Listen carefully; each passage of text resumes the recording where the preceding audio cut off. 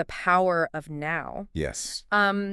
You shared the PDF with us, and whether this is your first time reading Eckhart Tolle, Right. or maybe you've read him before, either way, I think we're going to break down some of the core concepts and help you apply them to your life. Okay. So Tolle has this really interesting way of starting the book where he lays out this kind of universal human problem we all experience of feeling trapped in cycles of suffering, not being fully present, and kind of being at the mercy of our own minds. It's funny you say that because he talks about humans sleepwalking through life. And that really grabbed my attention. I was like, what does that mean? It's not like we're literally asleep. Right. It's more about being unconscious. Right. We get so caught up in our thoughts, worries, plans, regrets, that we end up missing the actual experience of life as it's happening. We're not really present. Yeah. And he even shares this story about his own awakening. Yeah. Where he was, in a really dark place, and he had this thought, I can't live with myself anymore. Yes. And suddenly it was like, he realized how strange that thought was. It was like, well, if I can't live with myself, then who is the I that can't live with this other me? Exactly. Like he saw the separation that we create. Yeah. This idea that we are somehow separate from our experience. Yeah. And that realization was so profound for him that it triggered this huge shift in his consciousness. And he describes it almost like a breakdown. Wow. Where he felt like he was falling into a void, but then he woke up with this completely fresh perspective. Really? Yeah. It seems like that experience led him to this idea that the mind is often the source of our suffering. Yes, exactly. Okay. He sees the mind as this incredible tool, but one that we often misuse. And he suggests that the vast majority of our thoughts, maybe like 80 or 90%, are not only useless, but actually harmful. Really? They keep us stuck in negativity and anxiety and these mental loops that drain our energy and prevent us from experiencing peace. So if most of what we think is actually not helpful, what does that mean for us? Well, I think he's challenging us to become aware of our own mental chatter, to start paying attention to the kinds of thoughts we're having, and to ask ourselves, are these thoughts actually serving me? Okay. Are they helpful, or are they just adding to my stress and keeping me stuck? So if the problem is we're basically letting our minds run the show and create all this suffering, what's the alternative? Well, Tolle's big idea, and really the whole point of the book, is that the solution lies in accessing the power of the present moment, the power of now. That's a concept I've heard before. But I have to admit, it feels a little too simple sometimes. Like, okay, be present, but how? It's definitely a simple concept. But it's not always easy to put it into practice. Okay. And he's not saying that we need to ignore the past or the future. Okay. It's more about shifting our primary focus to the present moment. He even reminds us this isn't a new idea. Yeah. Spiritual masters like Jesus and the Buddha have been talking about this for centuries. Exactly. It's a timeless wisdom that he's bringing into a modern context. Right. And he argues that being present is so crucial because all negativity stems from either dwelling on the past, replaying mistakes, holding on to guilt, or worrying about the future, which leads to anxiety. So in a sense, if we can learn to just be here now, in this present moment, we can free ourselves from a lot of unnecessary suffering. Exactly. Think of it this way. Anxiety is too much future, and guilt is too much past. Right. The present moment is where peace is possible. But it's not always easy to just be present, is it? Right. What are some of the things that make it difficult for us to tap into the power of now? One obstacle is simply our resistance to the present moment. Okay.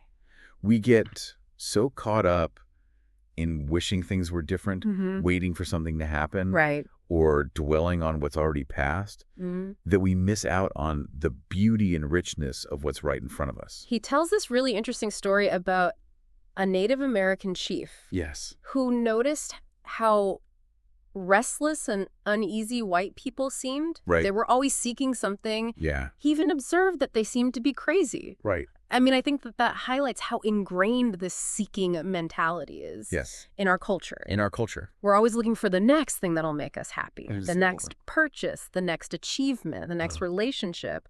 Instead of appreciating what we have right now, it makes you wonder, how often are we doing the same thing, always wanting something more or something different, and missing out on the present moment because of it. Yeah. And another obstacle is what he calls living on autopilot. Oh, yeah. Going through the motions without really being present. Yeah, I think we've all experienced that. Like when you're driving to work and you suddenly realize you don't even remember the drive because you were so lost in thought. Exactly. Your body is there, but your mind is somewhere else entirely. Right. You're physically doing something, but you're not truly present in the experience. And that disconnect is a big part of what he's trying to address. So we've got this resistance to the present moment and this tendency to zone out and live on autopilot. Yeah. What else gets in the way of us experiencing the power of now?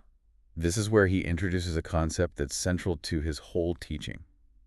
The ego. Ah, yes, the ego. Yes. We hear that word a lot, but it can be confusing. Right. How does he define the ego?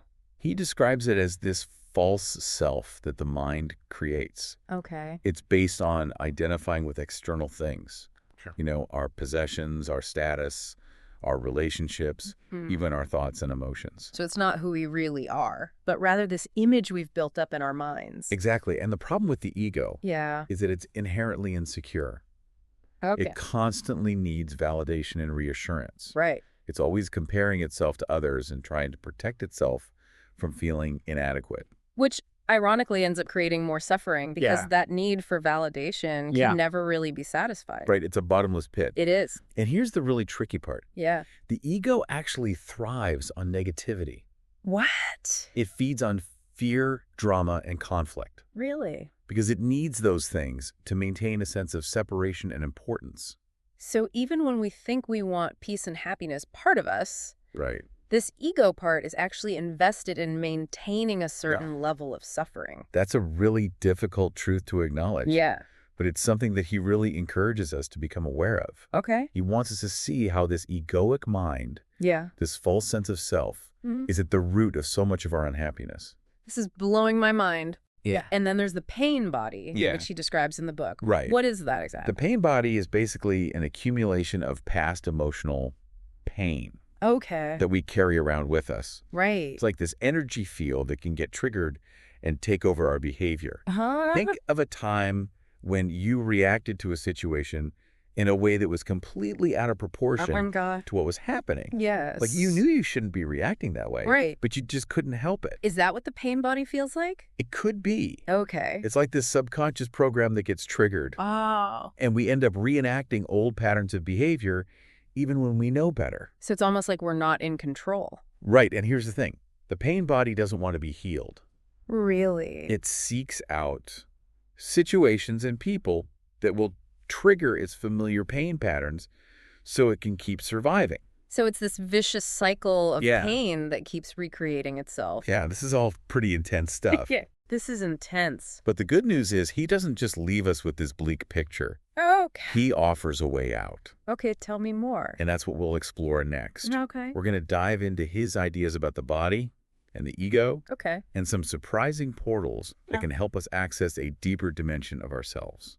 Okay, so we've laid out the problem. You know, our minds tend to run the show. Right. The ego wants to keep us stuck. Yeah. The pain body is lurking in the shadows, ready to be triggered. Right. It's a lot to take in. It is a lot. But you mentioned that Tolle offers a way out. Yeah. I'm ready to hear about the solution. One of the most important concepts he introduces is this idea of surrender. I have to admit, the word surrender always makes me a little uneasy. Yeah. It sounds so passive, like giving up. It's a common reaction, you know? Yeah. We're so conditioned to fight, to strive, to resist. But Tolle's idea of surrender is not about becoming helpless or accepting a bad situation. Okay. It's more about aligning ourselves with the flow of life. So instead of constantly battling against reality, we learn to accept what is. Yes, and that acceptance doesn't mean we have to like it or condone it. Okay. It's more about recognizing that fighting reality only creates more suffering. There's that saying, what you resist persists. Exactly. The more we fight against something, the stronger it seems to become. Yeah, surrender is about letting go of that struggle, that inner conflict. Okay. And it doesn't mean that we can't take action to change our circumstances. Okay. It just means we're not acting from a place of fear, anger, or resentment. Right. We're acting from a place of clarity and alignment with what is. So it's not about being passive, but about choosing our actions consciously. Exactly. From a place of acceptance rather than resistance. Yes, and he even argues that surrender is actually the most important thing we can do. Really? Because the quality of our consciousness determines our future. So you're saying that by cultivating a state of presence and surrender, we can actually influence the course of our lives. That's the idea. If we're constantly operating from negativity and resistance, right, we're likely to attract more negativity into our lives. Okay, but if we can cultivate a state of presence, Yeah. acceptance, and surrender, then we create a different kind of energy. Yes. That's more aligned with peace, joy, and fulfillment. That's a great way to put it. It's like shifting our internal state to create a different external reality. Okay, I'm starting to get this. Yeah. But I'm curious how surrender plays out in real life. Yeah. Especially in something as complex and messy as relationships. He has some really interesting things to say about relationships. Okay. He suggests that relationships are not here to make us happy, Okay. but to make us conscious. Can you unpack that a little? He's saying that relationships tend to trigger our unconscious patterns. They bring up our deepest fears and insecurities, the stuff we've been avoiding. Which, of course, leads to conflict, drama, a lot of suffering. Right. But his point is that instead of looking to our relationships to make us happy, Right. we should see them as opportunities for growth. Okay. By becoming more present in the midst of challenges, Yeah. we can start to break free from those unconscious patterns and deepen our connection to being. So he's almost saying that relationships are like this spiritual boot camp. I like that analogy. Yeah. They push our buttons and force us to confront the parts of ourselves we'd rather keep hidden. And he even touches on the differences between men and women Yeah. on this path to enlightenment. Yes, he suggests that women are often closer to being Okay. because they're more in touch with their bodies and their emotions. Which goes back to his idea that the body is a portal to presence. Exactly. Yeah. But he also acknowledges the challenges that women face Right. in a culture that often devalues the feminine. And for men, it seems like the challenge is often to move out of their heads and into their bodies to connect with their emotions and develop a deeper capacity for feeling. Yes, it's fascinating how he sees those differences as complementary. Both men and women have unique strengths to offer on the path to consciousness. So by working through those individual and collective challenges in our relationships, we're not just improving our own lives, Right. but also contributing to a larger shift in consciousness. That's a beautiful way to think about it. Yeah. We can see relationships as a crucible for transformation, Okay. not just for ourselves, but for the world as a whole. Okay, so we have surrender as this key to transforming our lives and relationships as a path to consciousness. Yeah. What else does he offer as a way to navigate the challenges of being human? He speaks a lot about compassion, Okay. which seems like a natural outcome of presence and surrender. It makes sense if we're not so caught up in our own egoic drama. Right. We have more space to see and feel the experiences of others. Exactly. He uses this really powerful image to describe this. He talks about a deep lake. Okay. The surface of the lake might be turbulent with waves and storms, but the depths remain still and undisturbed. So even though life is full of challenges and ups and downs, Yeah. we can learn to cultivate this deep inner stillness that isn't affected by those external circumstances. Yes, and from that place of inner stillness, compassion arises naturally. Wow. We start to see beyond the surface level of behavior and connect with the essence of other people. And that doesn't mean we have to condone harmful actions or tolerate abuse. Right. It's more about recognizing our shared humanity, Yes. even with those who behave in ways we find difficult. It's a profound shift in perspective. Yeah. And it's a perspective that can have a ripple effect, creating more kindness and understanding in the world. It feels like all of his teachings are pointing toward this shift in consciousness. Yeah. Moving from a state of separation and fear to a state of interconnectedness and love. And that shift doesn't happen overnight. Right. It's a journey, a process of awakening. And the power of now offers a roadmap, a guide to help us along that path. This has been such a rich exploration so far. We've covered so much ground. Yeah. And yet I feel like we've only just scratched the surface. There's always more to explore. Right. But I think we've highlighted some of the key takeaways from the book Okay. that can make a real difference in how we approach our lives. Let's recap those key takeaways. Okay. What are the most important things we've covered so far? Well, we started with his assessment of the human condition. Yeah. The tendency to be ruled by our minds.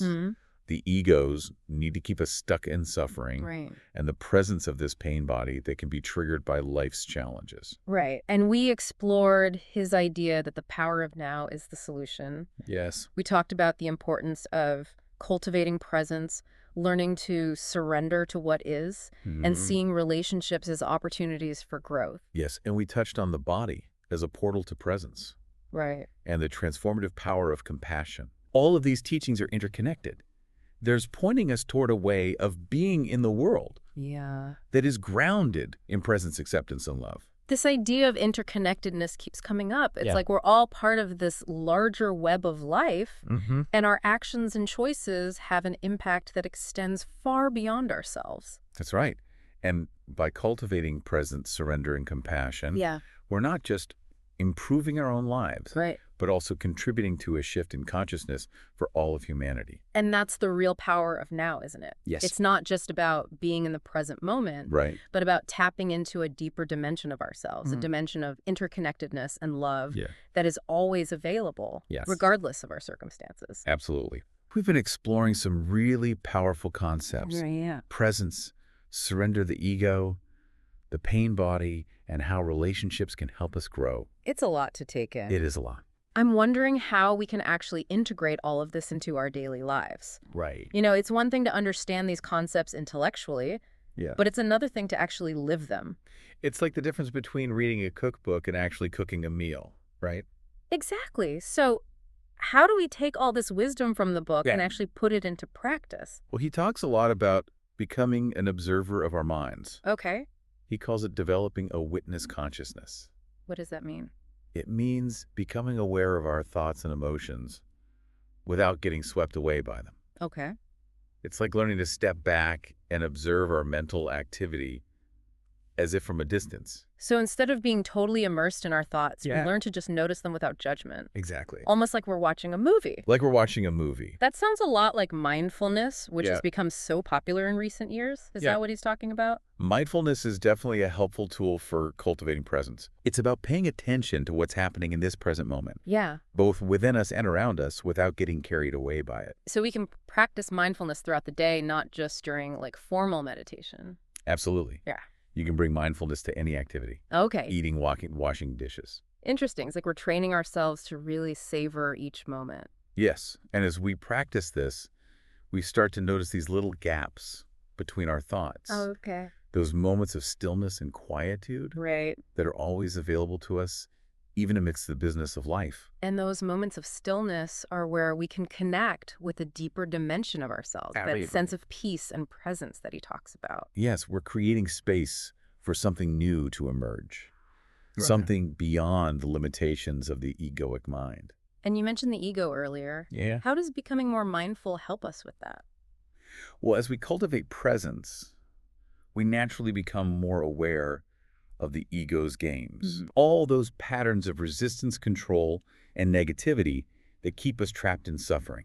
So it's not about suppressing or denying the ego. Right. But more about just observing it with awareness. Exactly. It's like watching a movie.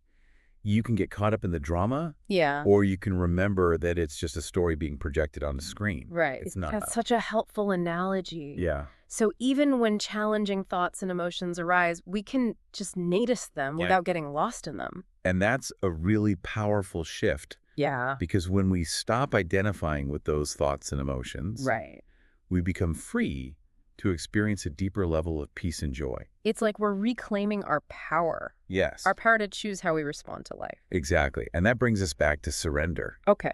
Remember, surrender isn't about giving up or becoming passive. Right. It's about aligning ourselves with the flow of life. It's about letting go of the struggle and trusting that there's a greater intelligence at work. Beautifully said. And he suggests that we can approach every situation, from daily chores to challenging relationships, as an opportunity to become more conscious. What if we really did that? What if we saw every moment as a chance to awaken, to deepen our connection to the present? It would radically transform our experience of life, wouldn't it? Instead of seeing life as this series of problems to be solved, We could start to see it as a journey of awakening, a dance with the present moment. And in that dance, we discover a freedom and a joy that isn't dependent on external circumstances. It's the freedom of knowing that we are not our thoughts, our emotions, or our experiences. Yes. We are the awareness that witnesses it all. The stillness at the heart of existence. We've explored some really profound concepts that have the potential to really change the way we live. Yeah. I hope this inspires you to continue exploring these ideas. You too. Keep questioning, keep practicing, and keep coming back to the power of now. Because in this present moment, all possibilities exist. Yes. Thanks for joining us on this journey. It's been a pleasure.